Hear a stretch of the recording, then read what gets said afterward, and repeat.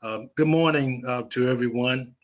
And indeed, it's a pleasure to see smiling faces again, and to do the work of the Economic Development Authority. We have a pretty long day, so I hope everybody is prepared and everybody's ready and up to the task. And I will begin by reading our declaration. In accordance with Governor Northam declaration of a state of emergency due to novel coronavirus, Executive Order 51 on March 12, 2020, and the local declaration of emergency ratified by the Portsmouth City Council, and due to the coronavirus pandemic, which is continuing in the Commonwealth of Virginia, this meeting of the Portsmouth Economic Development Authority is being held by video conference on the 20th day of October 2020 without a quorum present in the 6th floor conference room in the City Hall in order to reduce the likely spread of the coronavirus. Each EDA member is participating from their home. This meeting is being held in accordance with Portsmouth City Ordinance 2020-102. Notice of public access and participation to this electronic meeting was posted on the EDA and the city's website. And comments to the board about this meeting was received by EDA staff via the PRTE code at portsmouthvirginia.gov email address. And at this point, we're ready to go into our agenda. And again, thanks everyone for being here this morning. Robert will call the roll. Thank you, Chair. Good morning, Vice Chair, members of the authority. Welcome to October's meeting and certainly the retreat that we will be having later today. I will do the roll call and we'll start with Mr. Barber. Present. Thank you, sir. Ms. Drury. Here. Mr. Kovacic. Mr. Mitchell. Here. Ms. Saunders Smith. Here. Ms. Smith. Here. And Chairman Smith. Here. All right, you have a quorum. I will say that Mr. Kovacic did let us know ahead of time that he had a conflict today, so he will not be attending the regular meeting or the retreat. So for the record, he did let us know that ahead of time. Chair, if you don't mind, we'll do the typical where I go through the agenda, and please, you all stop me. Thank you, sir. You all stop me with any questions. First thing I'd like to do this morning is introduce our two newest staff members. I'm very excited to have two more members of the team working with us now. One, Miss Jenny Osborne, who will be conducting our business retention program, and then Miss Pamela Kroom joins us from, we stole her away from Hampton, the city of Hampton, and she will be doing our workforce development. So I'd like to take a moment to have them introduce themselves. We'll start with Ms. Osborne and just take a few moments. And I think you're on mute, Ms. Osborne. Okay. Still muted.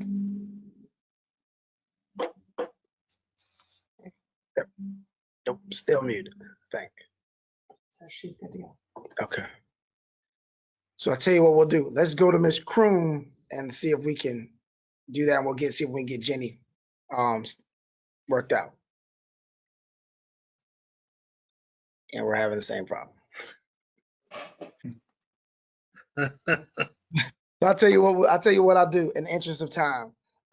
This is what happens when we have new employees and we're getting everybody connected and set up. Ms. Osborne joins us from the Portsmouth Partnership. She was the assistant director there, and it just made sense for us to have her as part of our team. Again, doing our business retention and working with the existing businesses here in Portsmouth. And she will be putting together our BRE program as we move forward. And then Ms. Kroom, again, I am happy to say that we stole her away from Hampton. Sorry, Chuck, but we did take her away from Hampton. We're very excited about what she will be doing for us with regards to workforce development and standing up that program. We're going to talk about that a little bit later on today and this morning. So certainly welcome them to the team, and they will be an integral part of what we're doing here in economic development. So, and we promise we'll get them working by next meeting. Well, welcome. There we go. There we go. So next item on the agenda are the minutes. You all should have received the minutes of the last meeting for September 15th in your packets.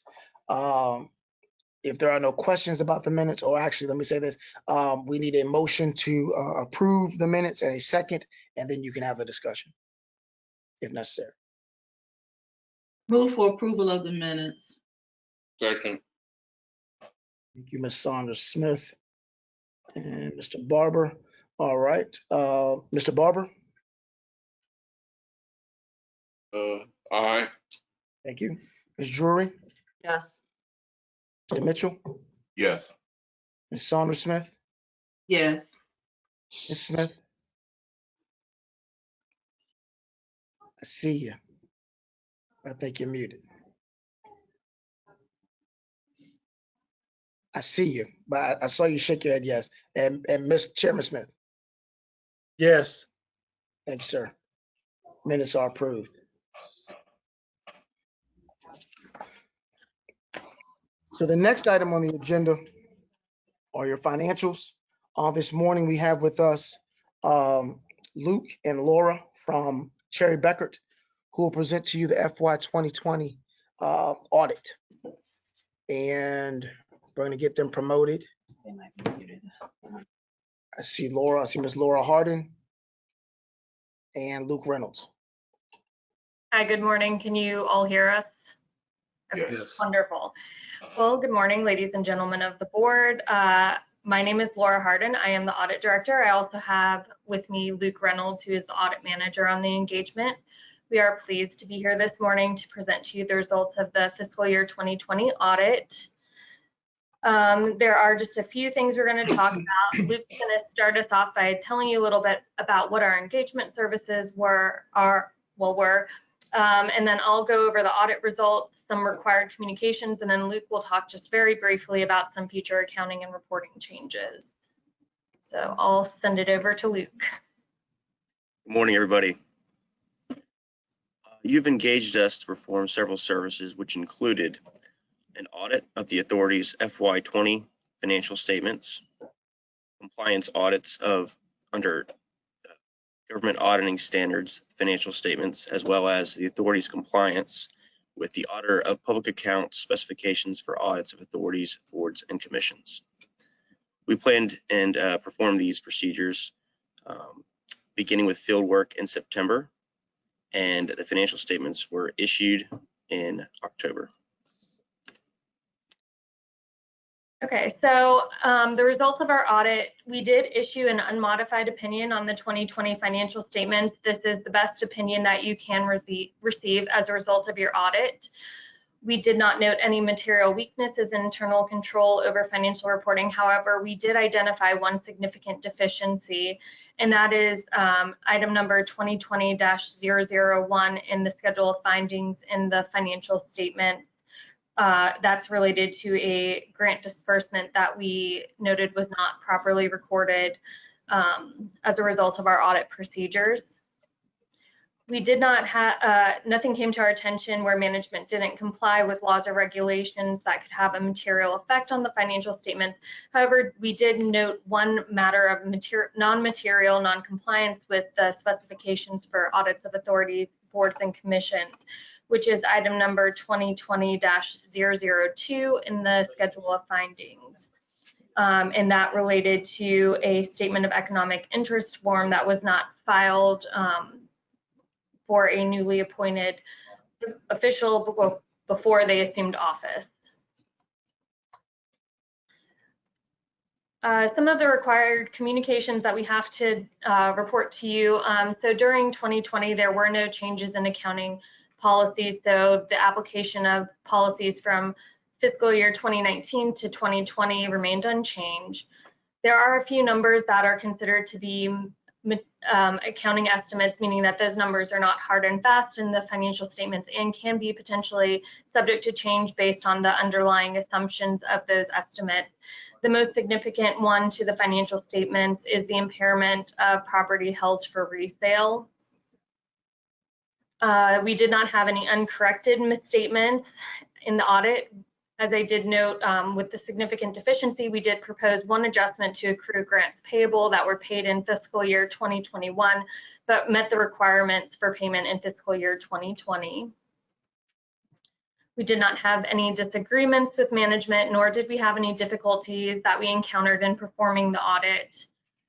We're not aware that the EDA has had any consultations with other accountants that would be considered to be opinion shopping.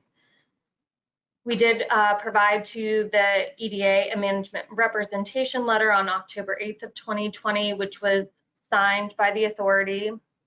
We are independent of the authority. In regards to the management's discussion and analysis in the financial statements, we did apply limited procedures to that, but there is no opinion on that, the MD&A. And then I'm going to turn it over to Luke real quick to talk about some future accounting and reporting changes. All right, GASB statements that will be effective for the fiscal year 2021 include statement number 84, fiduciary activities. This statement improves guidance regarding identification and reporting of fiduciary activities. Also effective in FY21 is statement number 90, majority equity interests and amendment of GASB statements 14 and 61.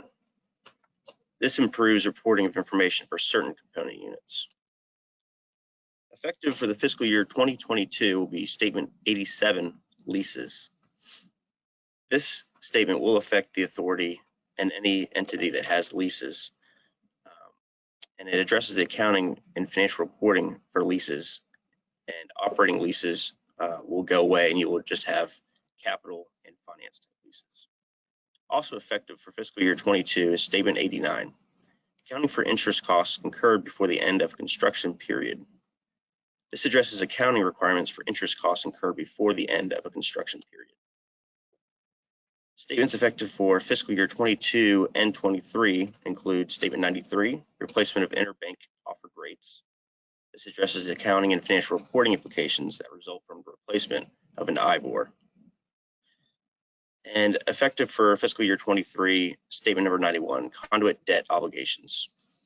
This provides a single method of reporting conduit debt obligations by issuers and eliminates diversity in practice associated with 1, commitments extended by issuers, 2, arrangements associated with conduit debt obligations, and 3, related note disclosures.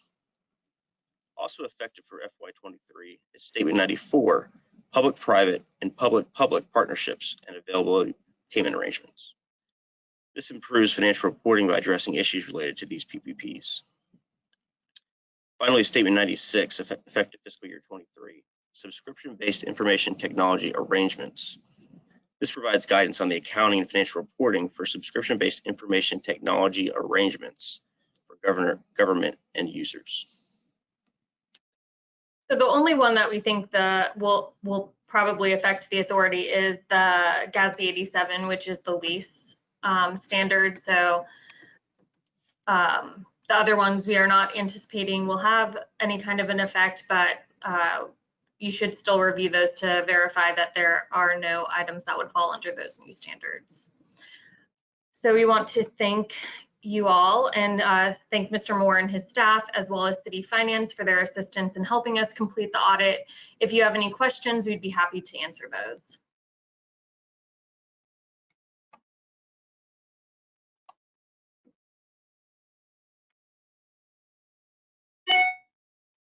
Mr. Chairman, will we get a copy of the audit and the accompanying management letter associated with it?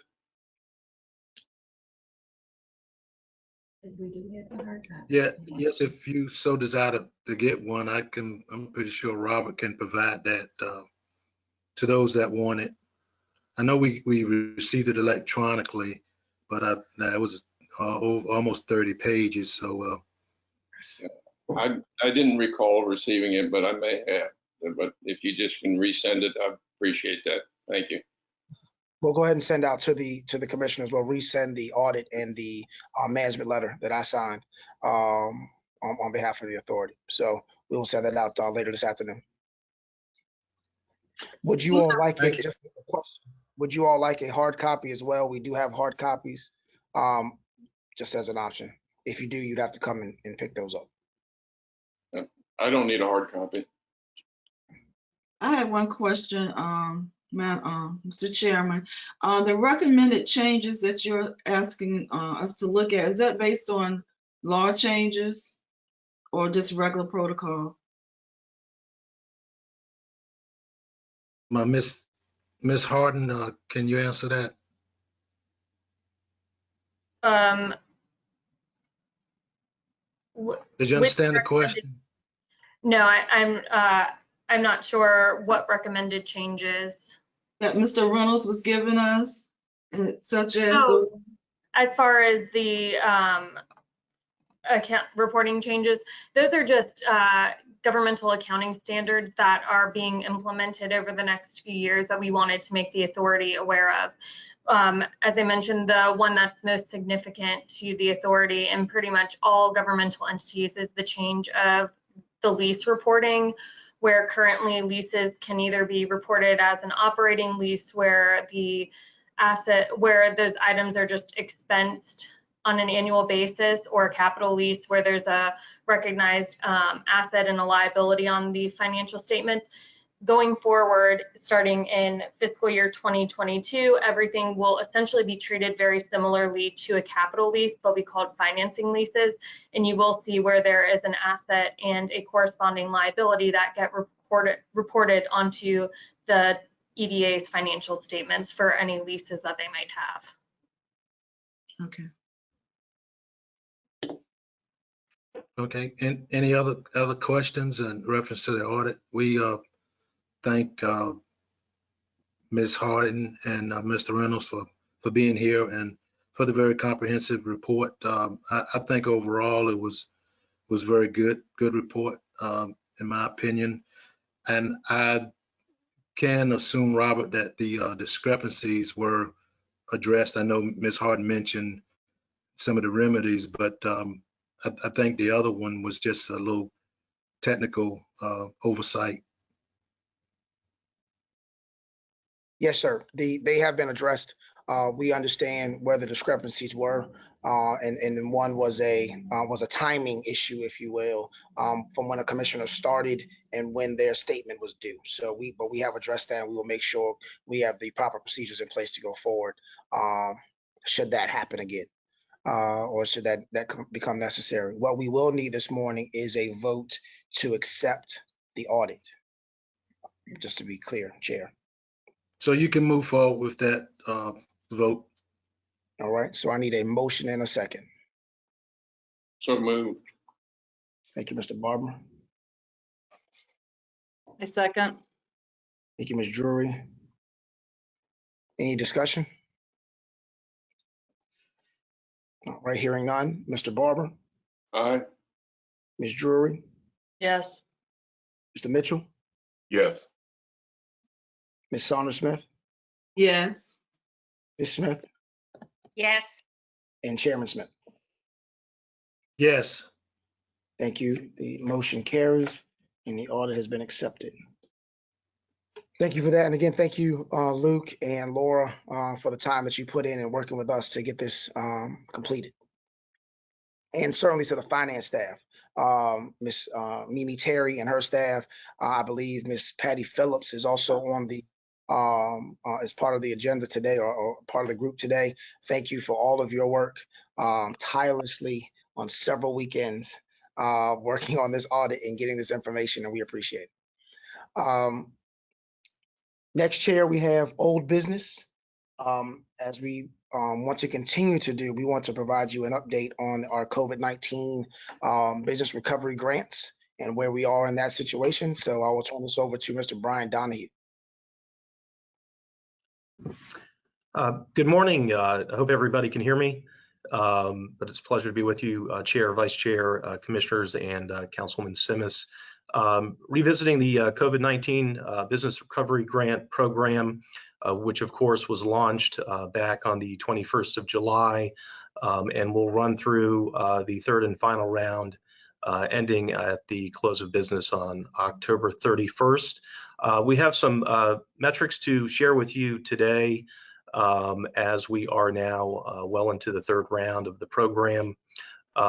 To date, as of October 13th, the program has awarded approximately $397,000 in grant funding to our applicants.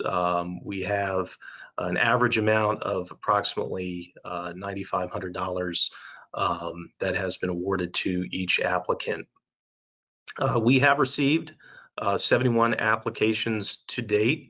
Of those 71 applications received, we have approved 42, and 15 are still under review. We're seeing a very good uptick in applications coming in that are not reflected in this report, but will be shared with you at your November meeting. But based on some marketing, which we'll touch on in just a few minutes, we've had a substantial increase during the month of October.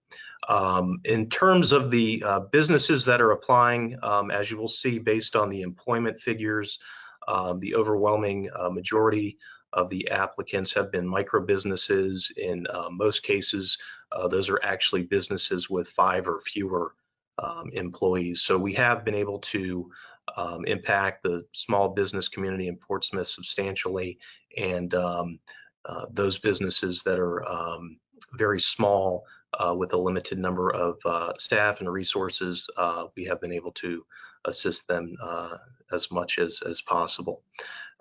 In terms of some of the business demographics, we have here shown on the slide the breakdown of the different types of industries that we have affected. You will see that personal services has made up 10% of our applicant pool. Those would include companies that are providing personal services such as your barbershops, nail salons, those types of businesses.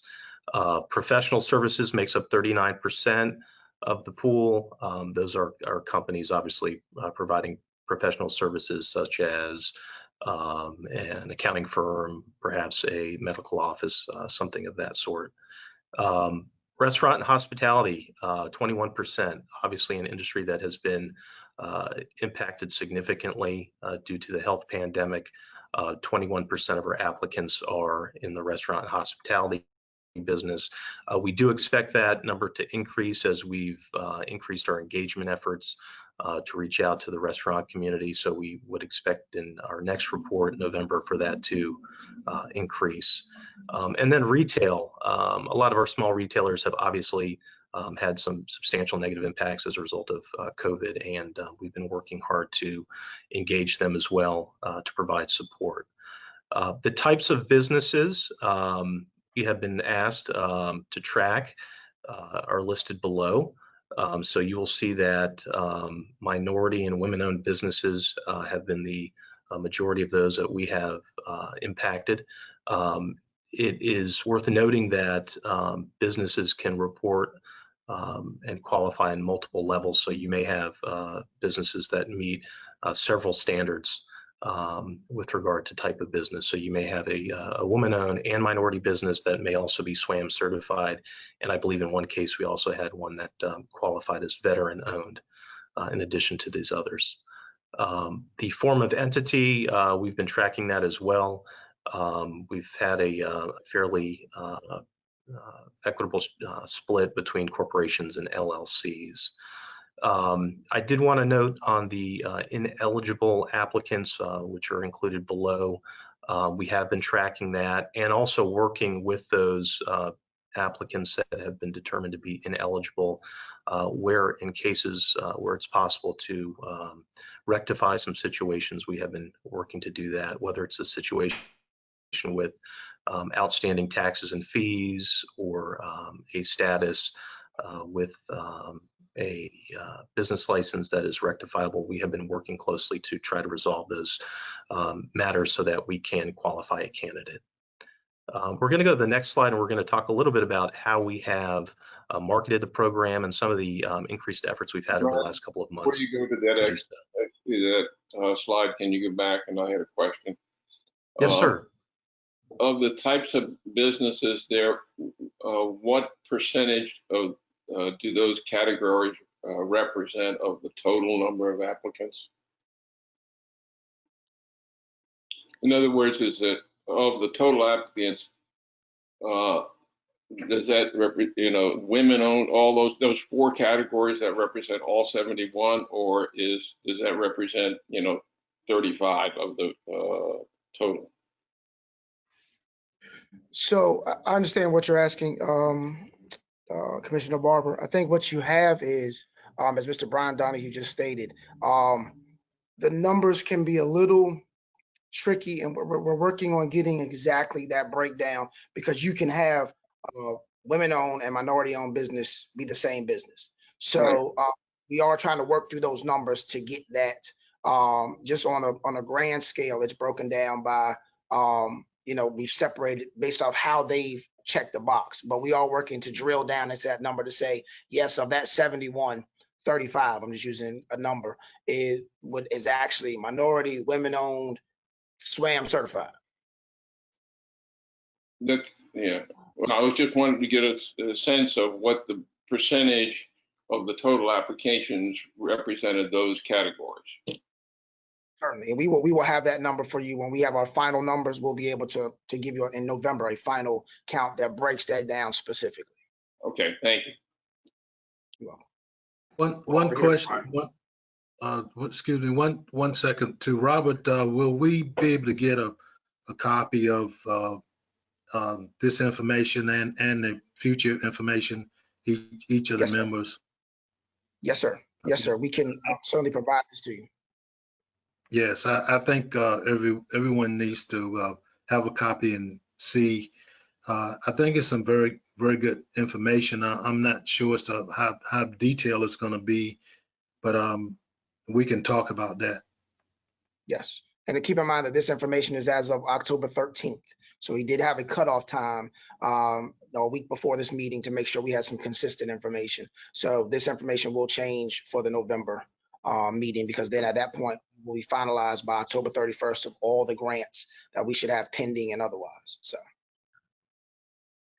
Okay, thank you. So Mitchell had a. First of all, Brian, I just want to thank you for the detailed work here. It's certainly something that we have been looking for, and it looks really great. I have a lot of questions here, but in terms of business license at 64% ineligible, is your sense that they forgot to apply for the business license, or what was driving that number? Do you have any idea? We do, and we can certainly discuss it with you and the other issues as well. But what we have found, one of the parameters that was implemented as part of the program was the requirement that a business must have been in operation as of March 1st of 2019 to ensure that we had a business that had been in full operation for a year, essentially prior to COVID. The reason for that was we wanted to ensure that established businesses that existed prior to COVID were able to apply and receive first priority for the program. What we have found is there were a number of businesses that were created and established after that date, some in fact that had applied that were created after the start of COVID and the health pandemic and the governor's closure measures in March. So we had a number of businesses that actually were kind of post-pandemic, so to speak. And then we had a few that just simply, unfortunately, did not have a business license. And we've worked with them to make sure that they are in compliance now with city requirements that any business operating within the city boundaries must have a Portsmouth business license. So those are kind of the three situations that we've come across. And then obviously, taxes and fees being another. We have also had a few instances of home-based businesses, which of course are ineligible. So those make up the 14 applicants that we unfortunately have not been able to qualify as of today. Okay.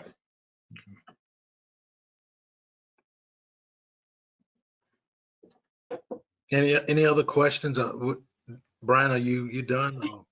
I have some questions, but I didn't know if he had finished the presentation. We can certainly address any other questions about this slide. We did have one other point that we wanted to discuss with you, which was how we've been marketing the program. I believe there were some questions at your last meeting, and we just wanted to share with you the efforts we've undertaken as a department, as a city, to share the program with the business community. And certainly we can answer any other questions you have now, or we can wait till after the discussion of the marketing piece. I'll hold on. Yeah, let's go ahead and move forward. So this morning we'll have Miss Jessica Biedenbaugh, who heads up our marketing here in the office, explain to you kind of our marketing strategy with regards to the COVID-19 Business Recovery Grant.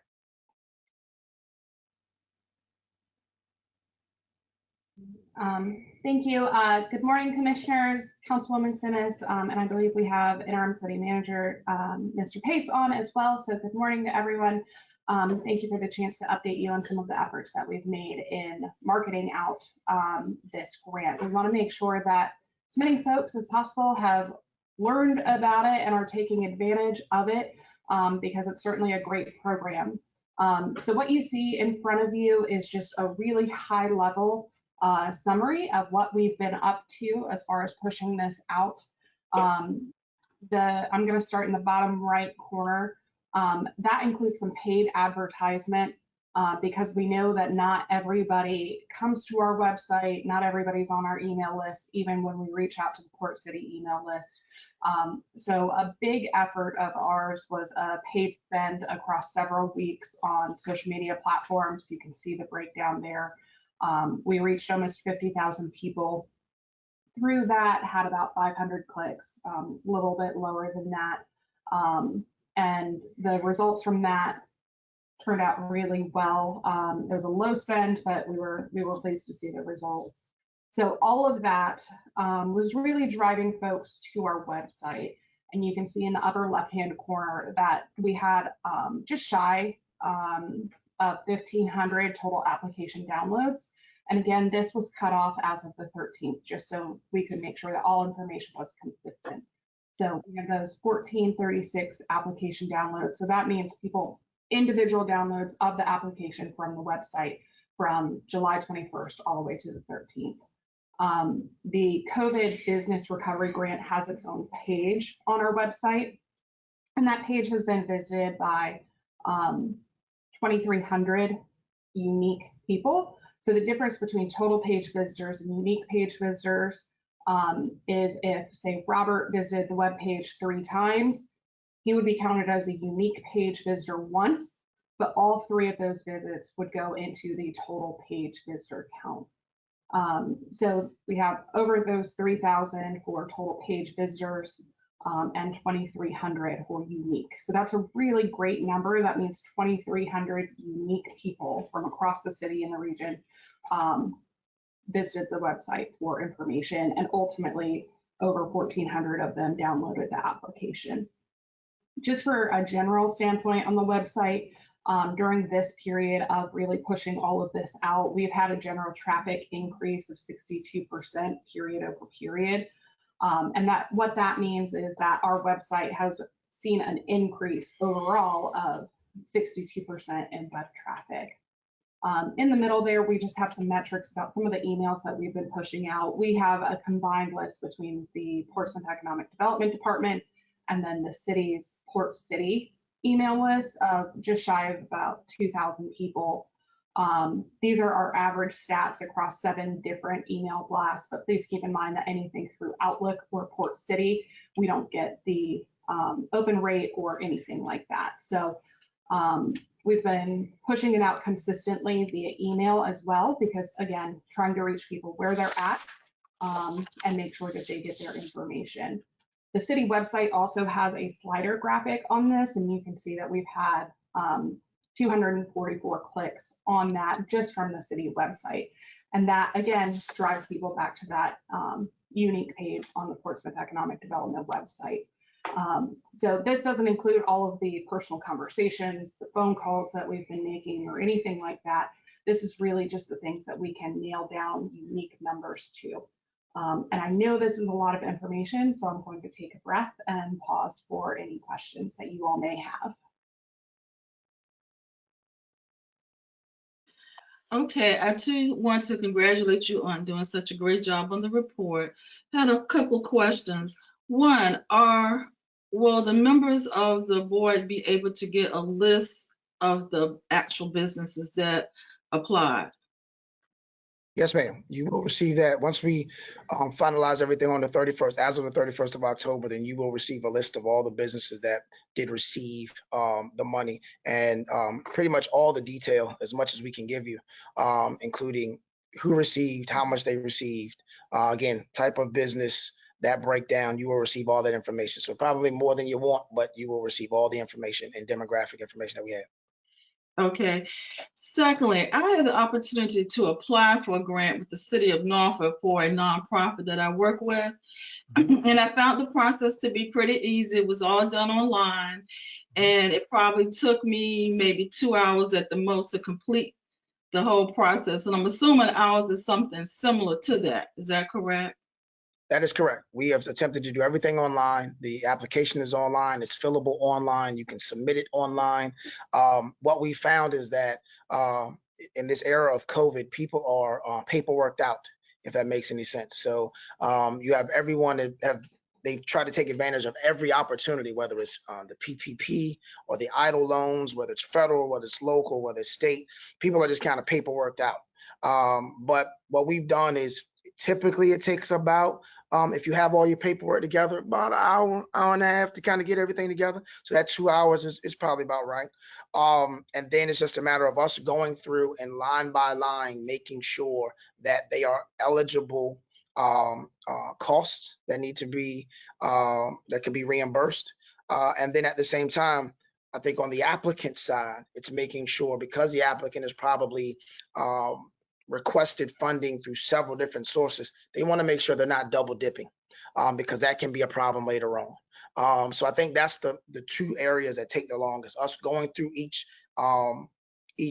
item, and then at the same time, them, when they put in and submit their application, making sure that they're not submitting something they've already asked for in another program. But we've tried to make it as simple as possible. And our turnaround time is about 2.5, 3 weeks from application to check, or we send it out via ACH actually. So it's going directly into their bank account. We don't even cut a check unless they specifically ask for a check. So we try to make this as seamless and as easy as possible. Okay. And then outside of that, my last question is, I noticed that the city of Norfolk was giving, and I don't know if it was through this process or another process, specific grants to the pandemic just for heaters and patio furniture and that kind of stuff. It's like they extended it out.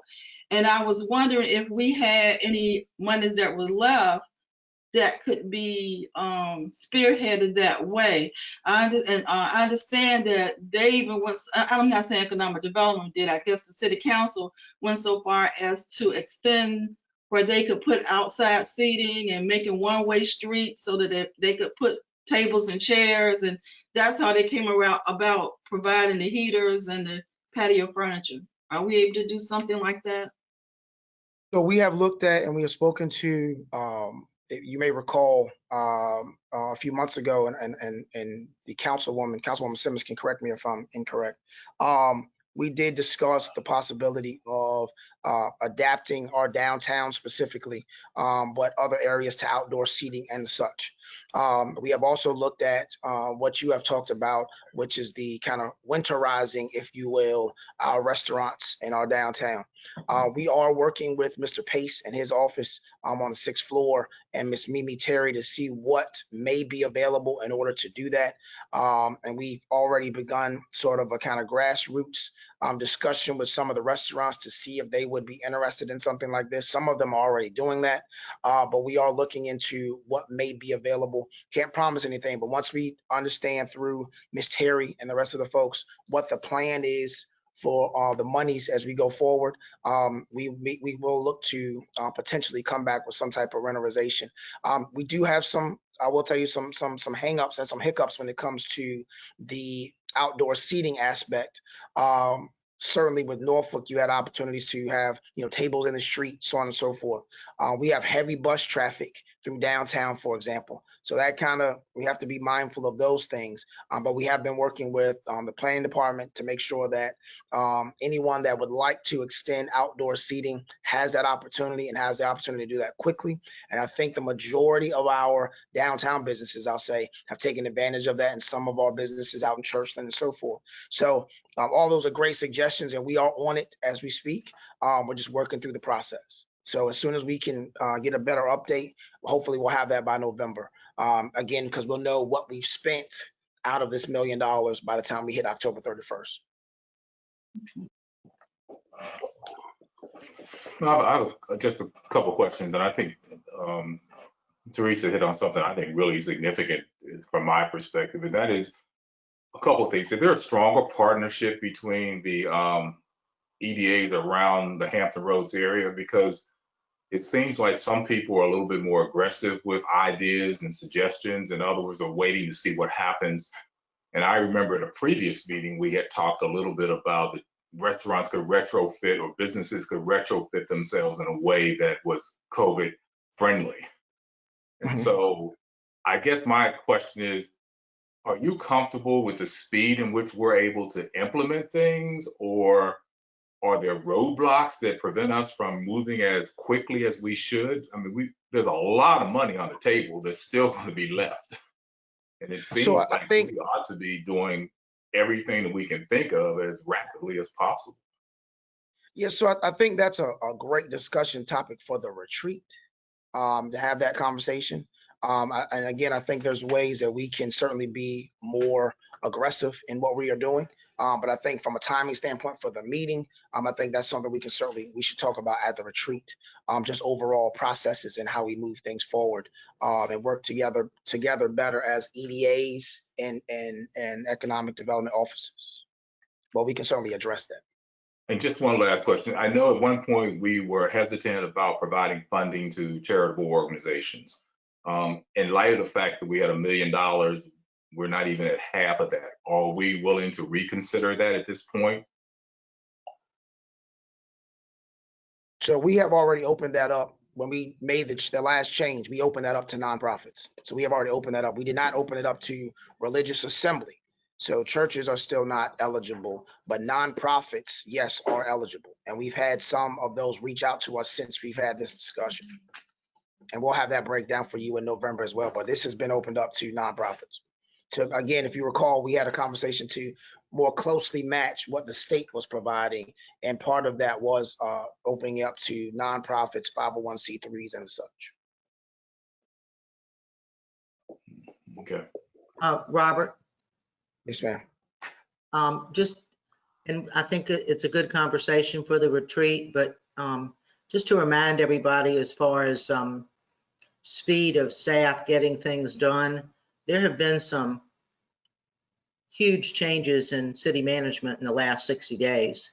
And as much as I'd like to tell you that doesn't trickle down, it certainly does. We have a new CFO, we have an interim city manager, an interim city attorney, an interim police chief. I mean, those kinds of changes do trickle down to people like Robert and his staff, and I'm sure that has slowed down everything they've tried to do. But we'll talk about that during the retreat. Thank you, Councilwoman. So if there are no other questions, I'm gonna jump ahead just in case you would ask a question. What we do have this morning, this reporting actually kind of is a good segue into a conversation that Ms. Drury brought up at our last meeting, and we can go more in depth into during our retreat.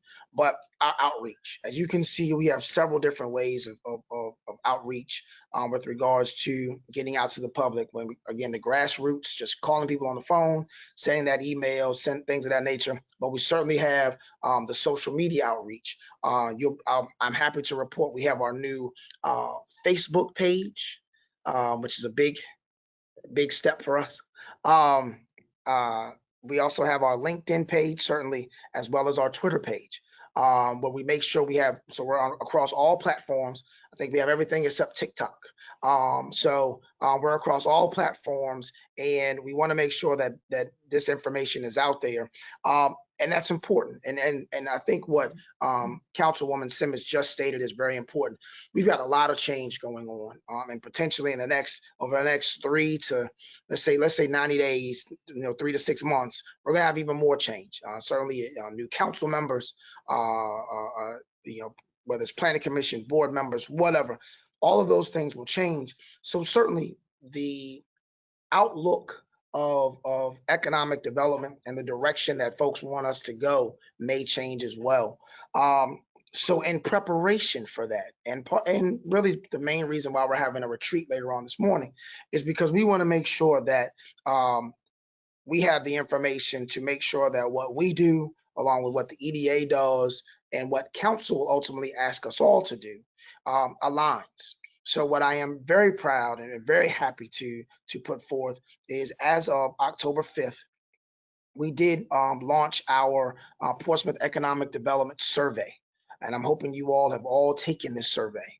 But it's about 14 questions. Takes you all of maybe about 6 minutes, according to our information here. But it's 14 questions, open not just to Portsmouth residents, not just Portsmouth businesses, but everyone in Portsmouth and in the surrounding region. What do people think about economic development in Portsmouth? What should we focus on? What should our main focuses be? What should we kind of pivot away from, so on and so forth? As of October 13th, we had 178 individuals take the survey. I can tell you that as of just checking this morning, and I know Ms. Beatenbaugh is not going to like me saying this, but checking this morning, we had 193 people, 95, I believe, actually, have taken the survey as of this morning.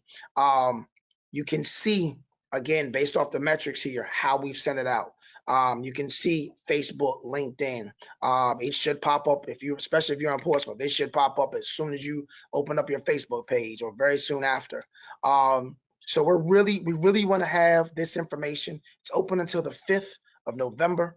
And we are looking to gather that information. And so when we do get our marching orders from, I'll say, the new council, we have a baseline that we know a pulse of what the citizens, the business community, and the surrounding area is looking for when it comes to economic development in the city of Portsmouth.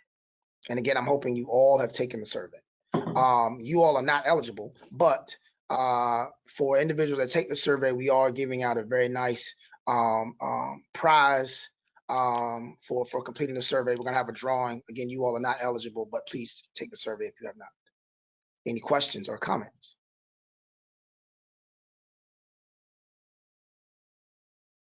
Any early trends that you can discuss, or you're reluctant to do anything until you get more numbers? So, with this group, if you start giving trends, then we get questions. So I think what we're going to do is we're going to wait till the 5th. But I will tell you this: what I expect people to respond with, they have. And then there's some things that I think once we get this information, we may have some additional questions that we may ask to clarify, to bring things, hone it down a little bit. But I think we're trending exactly where I think people think they see us. So then that means it's an education piece on our part. Can I just, one, I'd like to say, yes, the page, love it. So I did notice the update on that, and it looks great. I would just suggest to all of the commissioners, and this goes also to the everybody in the department, that we need to get the followers up. So, and that's something all of us can do, because we, like 5 minutes ago, we only had 30 and now we're up 2 more, just because I sent out, you can invite people, your friends, to like it. And so you just need to go on your Facebook account and go onto this page. You need to follow it yourself. We all need to follow it, but then actually you can put it where you have your friends like it and your followers.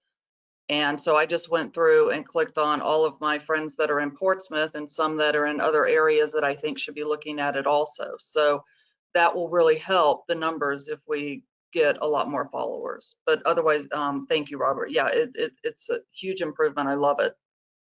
Thank you. Thank you. And you are correct. Again, you know, Facebook is it's a big step for us.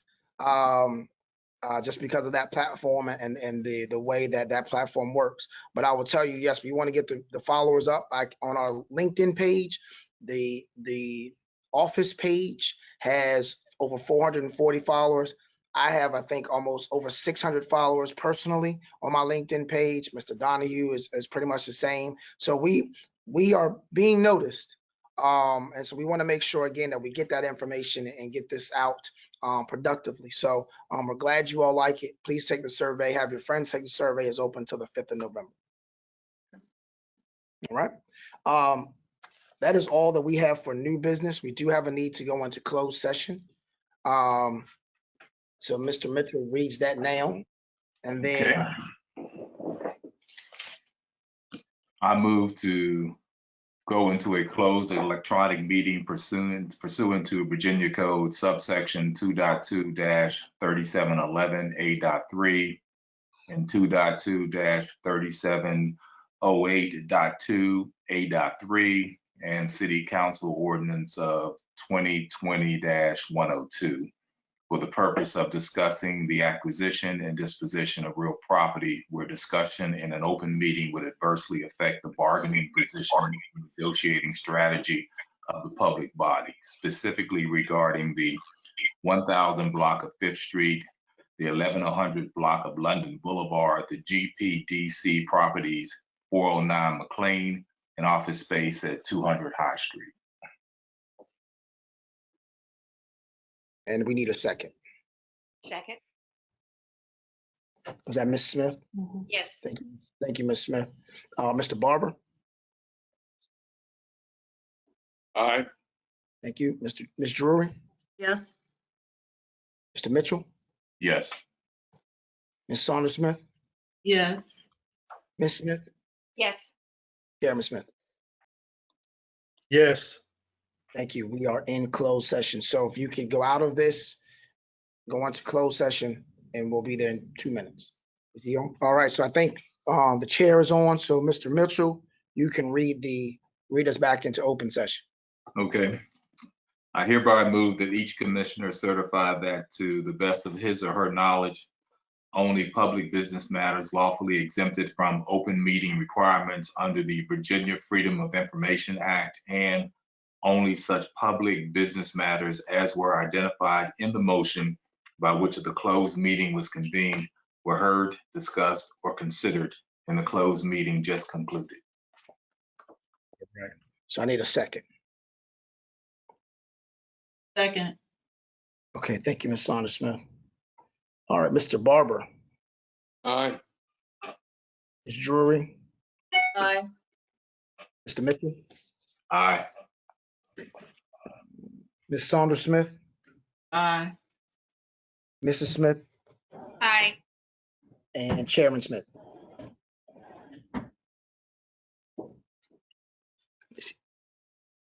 Chairman Aye. Smith? Okay, there we go. Aye. So we're back in open session. So we will need to vote on the first item, the South Side residential lots.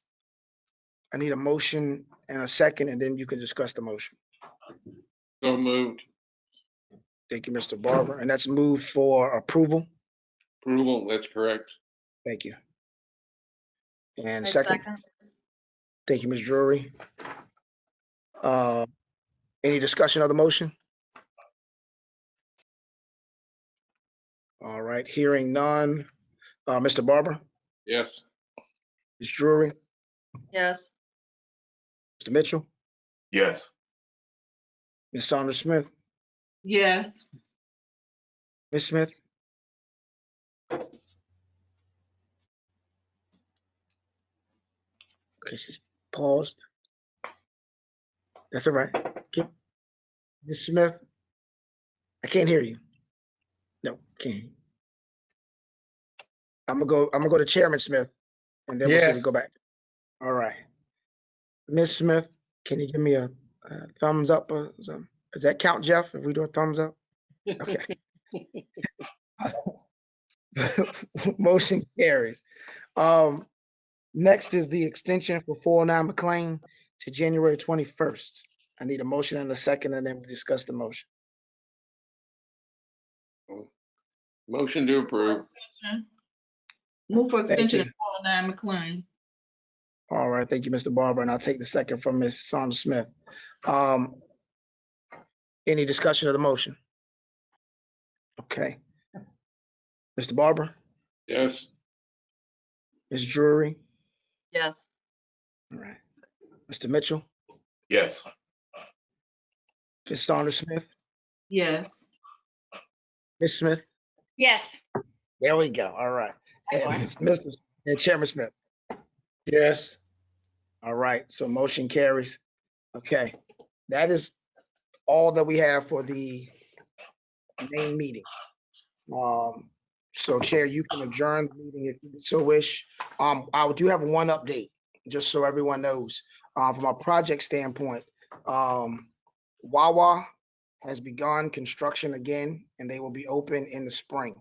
So in case anyone asks, they started last week. You should see dirt moving as we speak, and they will be open in the spring. So we are very excited about that. And then also another update, the Starbucks in Churchland, steel is going up, it's going vertical. So that's going up as well. Very excited about those two projects that Mr. Smith, Armand Smith has been working on diligently. So we will have a new Wawa here soon in downtown. All right. We have Yeah, no other. Yeah, Mr. Chairman, I had two questions, kind of thing. Yes.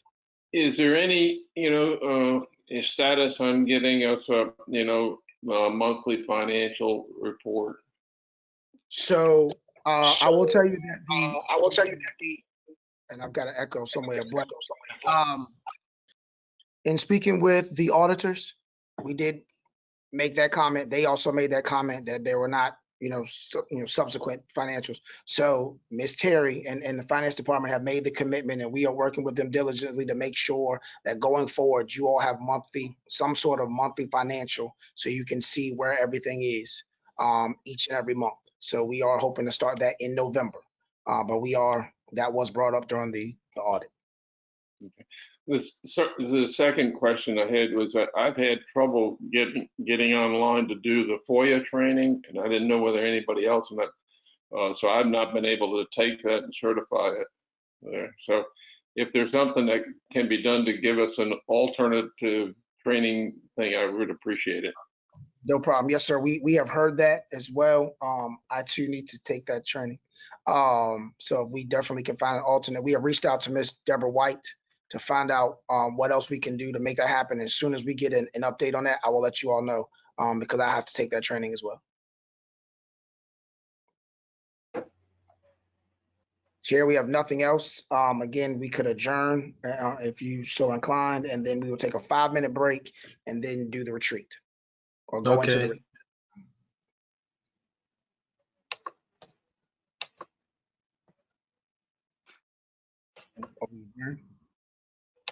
Can you hear me?